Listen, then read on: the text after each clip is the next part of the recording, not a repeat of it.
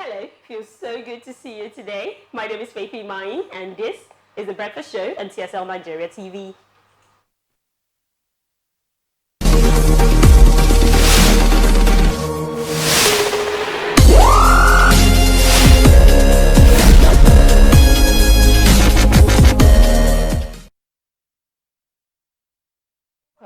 On Sunday, 11th of October 2020, the Inspector General of Police, Mohammed Adamu, via a live broadcast announced the official dissolution of the Fsars Special Anti-Robbery Squad. While this information was met with celebration in some parts of the country, protests continued in other states in the country. So 5 things to keep in mind according to the Inspector General of Police for this dissolution includes: 1. The Inspector General of Police has dissolved the Special Anti-Robbery Squad across all the 36 state commands and the Federal Capital Territory (FCT) with immediate effect. 2. All officers and men serving in the unit will be redeployed to other police commands, formations and units. 3. A new policing arrangement for tackling the offences of armed robbery and other violent crimes will be unveiled to the public soon. 4. A Citizens Forensic Stakeholders Forum will be launched to provide an avenue for citizens to regularly interface and advise the police authority on issues touching on the general public. 5.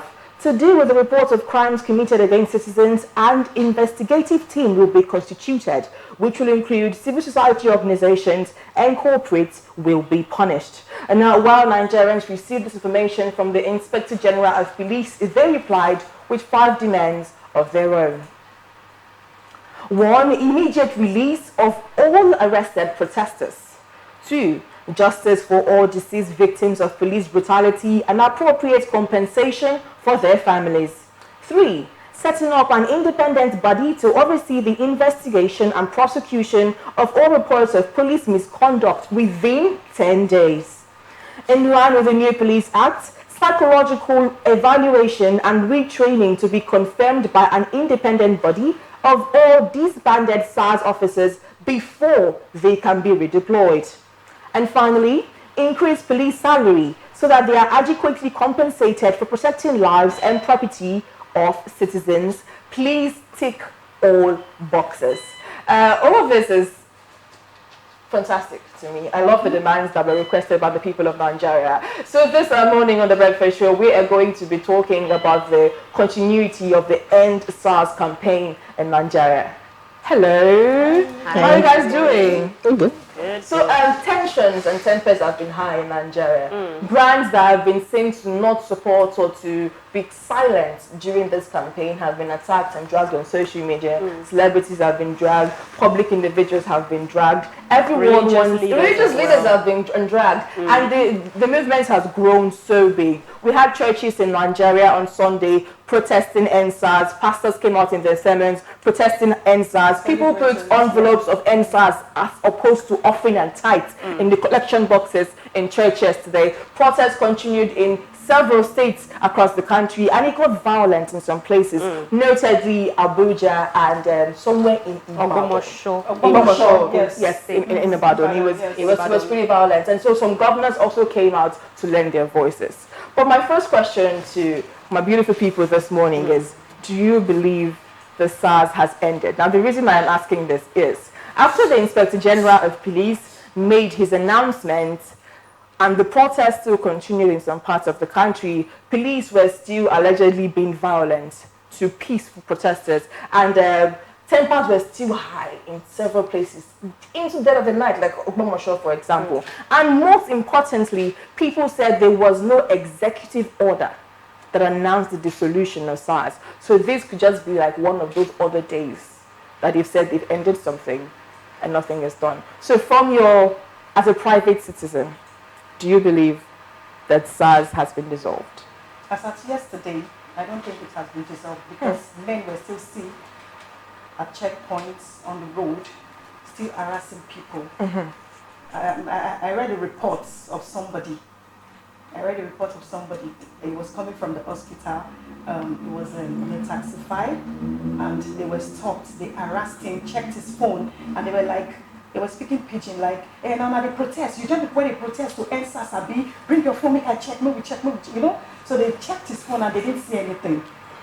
and they left him. I said, hey, you're not join, like that. They left him. He said, as he drove, the taxi drove past, he turned and he saw a Lexus car coming behind, and they stopped the Lexus car, and he didn't know what happened. Before, like, they drove, like, he heard gunshots, but he doesn't know what happened, but he heard gunshots. So as at yesterday, they are still on the road. Marvelous. Do you believe that the Special Anti-Robbery Squad has been officially dissolved, not only in theory, but in practice? No, I don't. Okay. Largely. And Why? it's quite funny. Okay. Now, this is why it's quite funny. I think sometime in 2018, this whole same thing happened, where they had to reform the federal Fsars. And we're also given the lecture, if I'm to draw something from what you said concerning police officers going through your phone. I think it was sometime in 2018 we're given the lecture about officers should not go through your phones. But it's still going on. It's still happening.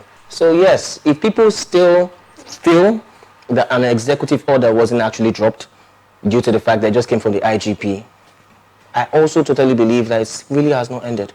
I'm going to Really? end with you, Faith. Okay, so SARS, Special Anti-Robbery Squad. It's a unit in the police force. So we've been clamoring end SARS, meaning end this particular unit.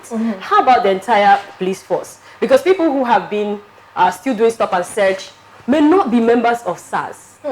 So you're asking right now if SARS has actually been dissolved. I would say it has been dissolved.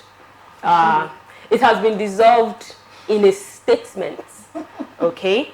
But until there is an executive order, until there is a legal backing, and it takes a process, until that happens, we still have to end SARS. We still have to end SARS. Interesting. Now, while there's been anti-SARS protests, there has interestingly been pro-SARS protests in several parts of the country. Now, one important group was in Abuja yesterday, and they turned violent. We obtained a video from Abuja for some of the anti-SARS protesters and the attacks they received from the pro-SARS protesters, and this is the video. You fucking see your country. See. Pro-SARS, man. Pro-SARS. This is what they did to me, man. Pro-SARS. Reform SARS. See. Look at them. They beat me. They collect my phone. They collect my wallets. When they give me the phone back, they say next time, say you're not going to see me the end SARS again, back. I'm taking my friend to the hospital. Do you see this shit? For Unity Fountain. Do you see I was this passing shit? Unity Fountain, and they looked at me where I was dressed, black on black, they on green. Next thing they're like, come, we're not saying you not go hold this boy, hold this. Wait, before I begin run. From front, several at my back, several at my front, just grab me from front. Spear, with the rush wrestling, spear. Carry me up, knock ground. Who they carry stick, they carry stick. Who they match me, they match me. Who they plank me, they plank me. Who they punch me, punch, slap, kick. Cut my chest. It's not blood be this, it's not sweat, it's blood. From my fucking head, guy, from my head. Reform SARS people, all the Arewa people. See, they see me, they know and SARS. See, now this one they like bar. Now this one they like bar. Don't worry, see, everywhere blood, don't worry. We just the stats, Don't worry now. It's all good. Spread this word, Sha. Anybody responsible for this pro-SARS protest, do you see what you're doing? You're hurting actual people. The people that are fighting for you. Very sad development. Now, it is very commonplace to find that no matter how big a movement is, there may be other people that are against that movement. We saw this during the Black Lives Matter protest when a group of people formed the Blue Lives Matter to support the police. But what do you make of pro-SARS supporters in Nigeria? Now, their argument is this. They believe that the End SARS protest is being organized by criminals and unscrupulous elements in Nigeria, and they have no bearing. Do they have a point? Yeah. People are saying that the End SARS are G-boys. They I want the police to stop. Well, After all, we saw celebrities protesting. they might be G-boys, who knows? Well, the celebrities now, we saw the likes of Whiskey, David Doe, you know. So they were protesting. So I don't think it's G-boy. They're not G-boys. Is there any sense to the pro-SARS movement? Because people have said that, you know, this tactical unit was created for a purpose. Yeah. And if you're asking us to end it, does this mean that the purpose has been fulfilled? The purpose has not been fulfilled. It's just the system at which they operate is a whole lot of problem. It has caused a whole lot of chaos. These are people who are supposed to make us feel safe. we don't feel safe anymore with them. That means there is a problem, and that is why they were created, to make us feel safe. So a situation where they are not doing what they are supposed to do, and we clamor for the fact that it has to be changed, that means right from the top, there needs to be a whole lot of systematic work that has to be done to make it work. So for the pro-SARS protesters, I think I'll go with the same word Harry Song said. We really need to look for them and ask them personally what they actually feel. I think most of the pro-SARS protesters are coming from a place of, if the anti-robbery squad is dissolved completely, what would become of our highways, our roads? Because they are actually an anti-robbery squad, and to some extent they do their job. Yes. Armed robbers, they fear SARS, Yes. whether we like it or not. Everybody in Nigeria, they fear SARS. Everybody. And they that is fear the SARS. problem. So That's the people are problem. saying, if SARS dissolves completely, what will happen to armed robbery would increase. That is the fear most people are having. While some other people say it comes from a political place, but I'm saying we always look at things. I always look at things from two angles. Now, the pro-SARS protesters, not the ones who got violent though. The pro-SARS protesters are saying, if SARS ends completely, what becomes of security for people? Armed robbery would be on the rise and stuff like that, because we have to wait for a period before a new body is created, as pointed out by the Inspector General of Police. So Now, I think that is their defense. Okay.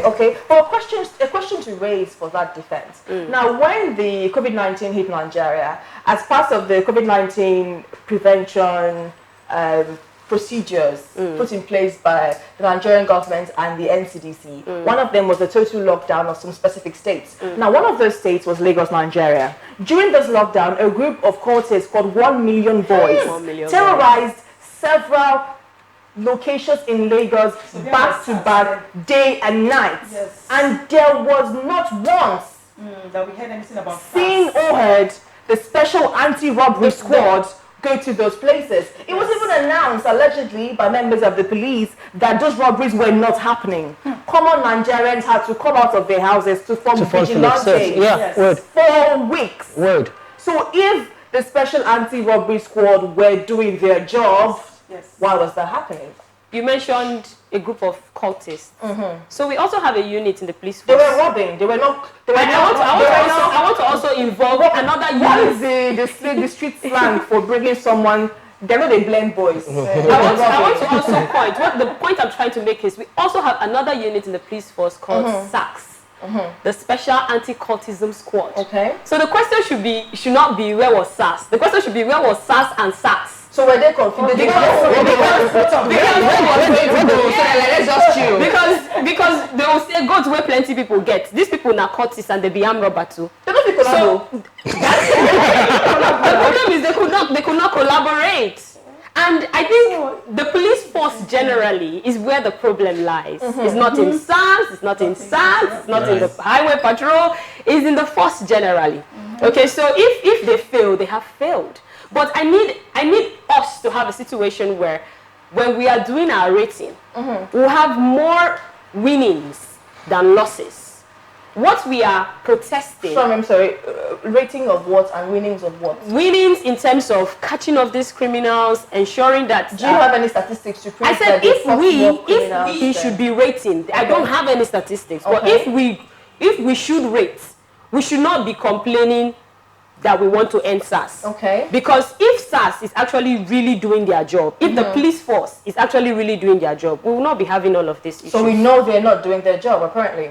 Fantastic. Now, another momentum that was birthed during the NSARS campaign is that people called on celebrities to play a part. Now, a couple of celebrities came out to join the protest. People like Whiskey Dayo, who was in London at the time, joined the London NSARS protest. And also Davido, who was in Abuja at the time, he joined the NSARS protest in Abuja. Now, before Davido came on the scene, protesters were allegedly being sprayed with warm water, or even hot water was what they said, and they were being tear gas, and live ammunition was being sent against protesters. Now, people that were on the scene told us that when Davido came, the scene changed. Although he was initially tear gassed, they listened to him, and the IGP said he'll be having a meeting with Davido and whoever he wants to bring today to discuss more about the Fsars campaign. Now, while praises were sung for people like Wizkid and Davido and Tiwa Savage, Fsars, the list goes on, Mr. Macaroni, people called on the so-called African giants that his presence was not felt.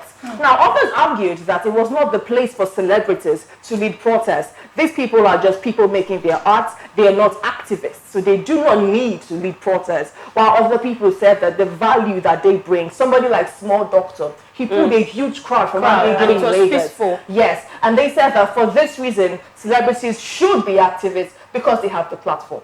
What do you guys think? I think in Nigeria, if they don't know you, you are a nobody. Yeah. So basically, the reason why we are calling on these celebrities is because we know that if Tiwa Savage is standing in front, if Fsars is leading a protest, it will be peaceful. But if you and I, let's not. If you and I, nobody really knows us. If we lead a protest, we may be attacked.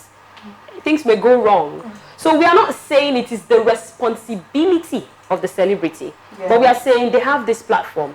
And people respect this platform. They are like our only hope. They should use it. And I'm sure they did well. Aisha? Yeah, I don't think, like what Faith said, they don't have to be activists for them to protest. Like, they have a lot of fans. People look up to them, you know. So when they go out to protest, they pull crowd and people listen to them because they are known. Marvelous. Well, personally, I think I'll also go with what she said, but in addition to that, I'll go with a saying by Adesua Itomi when she was being asked the same question, especially on Twitter. She said, there are some people who will tweet, there are some people who will be on the road, there are some people who will go to the offices, there are some people who will meet them in person, but in every way, we are all protesting.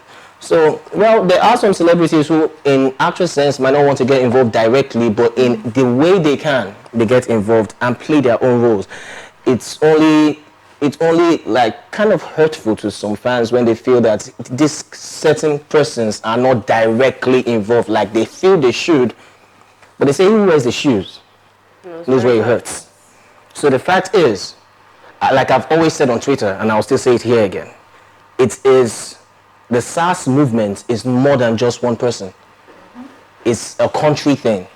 If you feel you shouldn't be on the streets, do your own thing. I'll go on the streets the way I can do my own thing. So it's only, well, like she said again, if you're not a person, if you're not seen as a person in the society, sometimes you're not being taken serious. That's a problem of the society, not the person involved. Fantastic. Okay, so our final question for today before we round up the show. When the Fsars campaign began, a lot of media houses shied away from it.